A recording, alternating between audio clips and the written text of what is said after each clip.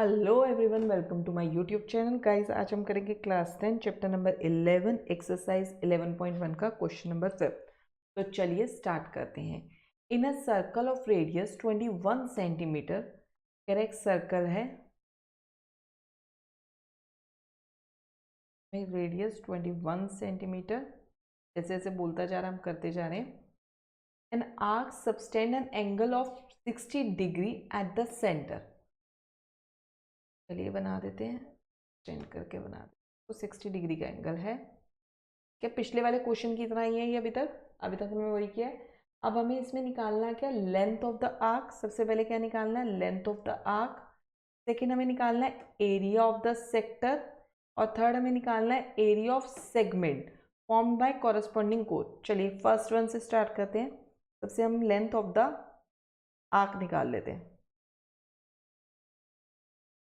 ठीक है, length of the arc का फॉर्मूला क्या बताया था मैंने आपको? थीटा अपॉन में 360 मल्टीप्लाई 2 पाई आर। अब थीटा की वैल्यू कितनी है? 60 है, हमें पता है, दे रखी है। आर की वैल्यू कितनी है? आर की वैल्यू भी 21 है। अगर ये यहाँ से 21 है तो यहाँ से भी 21 होगी, इसलिए हमें ये भी पता है, हम बड़ी आसानी से निकाल सकते हैं इसको। चलिए करते हैं। 60 अपॉन में 360 मल्टीप्लाई 2 पाई की वैल्यू हमें क्या लगानी है?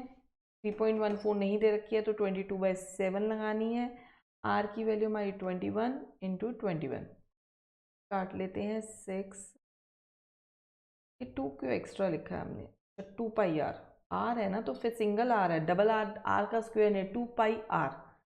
2 पाई आर, 2 से इसे काटा, फिर आ जाएगा 3, 7 से काटा 3, 3 से ये 3 कैंसिल हो गया, तो ये आ गया हमारा 22 सेंटीमीटर। तो हमारा लेंथ ऑफ आर्क क्या आ गया? 22 सेंटीमीटर। यहाँ पर ये याद रखना है, ये सेंटीमीटर का स्क्वायर लगना है या सेंटीमीटर करना है वो आपको यहाँ से देखना पड़ेगा। अगर ये आर का स्क्वायर होता तो सेंटीमीटर का स्क्वायर आता, बट यहाँ पर क्या है? आर है, तो इसलिए 22 सेंटीमीटर सिंगल आर है। चलिए सेकेंड वाला करते हैं। सेकेंड वाला क्या निकालना है? Area of sector. Area of sector, area of sector का फॉर्मूला क्या होता है? थीटा अपॉन में 360 इंटू में पाई आर का स्क्वायर। तो थीटा की वैल्यू हमें पता है 60 है। 60 अपॉन में 360 इंटू में पाई की वैल्यू क्या है? 22/7। आर का स्क्वायर बोले तो 21 इंटू 22।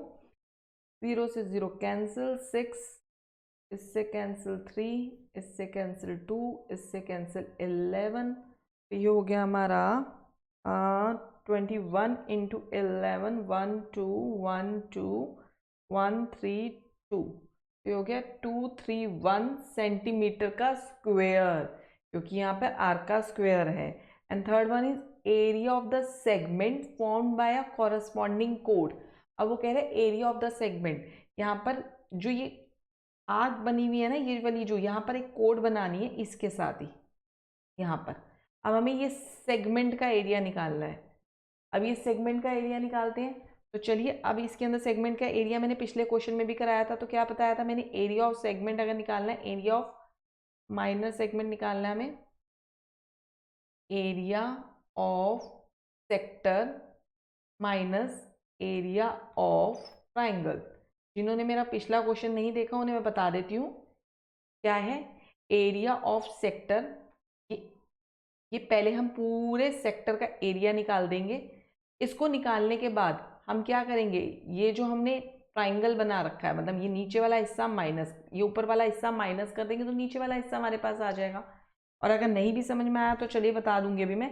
एरिया ऑफ सेक्टर हम ऑलरेडी निकाल चुके हैं, अब हमें एरिया ऑफ ट्राइंगल निकालना है। अब area of triangle, area of triangle में बहुत सारे बच्चे पता है क्या गलती करेंगे? अब वो लगाएंगे half into base into height, जो कि गलत होगा। उस क्वेश्चन के अंदर क्या था? वो राइट एंगल था। इस क्वेश्चन में क्या है कि कितने डिग्री का एंगल है? 60 डिग्री का। तो ये नहीं हो सकता। इसके लिए भी एक फॉर्मूला है, लेकिन उसके लिए पहले मैं आपको बताऊंगी। In triangle A O B, इसको हम नाम दे देते हैं ए ओ बी। ठीक है। अच्छा, आपको ये आपको प्रॉपर्टी पता है या नहीं पता? अगर हमारी ट्राइंगल की दो अपोजिट साइड्स इक्वल होती हैं तो उसके सामने वाले एंगल्स, यानी ये वाला एंगल और इसके सामने वाला ये वाला एंगल इक्वल होते हैं। जी हाँ।